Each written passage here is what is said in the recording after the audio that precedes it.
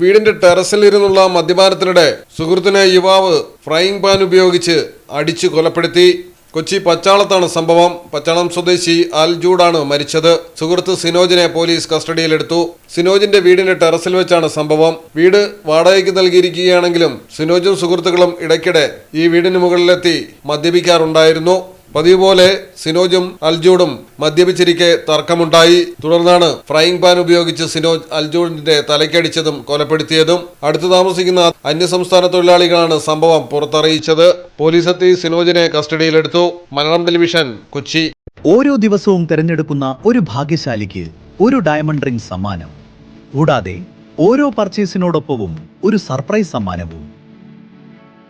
5% തുടങ്ങുന്ന advance booking സൗകര്യം, 2.5% തുടങ്ങുന്ന പണിക്കൂലി, സൗജന്യ ഇൻഷുറൻസ് പരിരക്ഷ, മെഗാ എക്സ്ചേഞ്ച് ആനുകൂല്യങ്ങൾ തുടങ്ങിയ മറ്റു ഓഫറുകളും.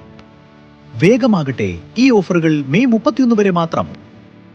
കവിത ഗോൾഡൻ ഡയമണ്ട്സ്.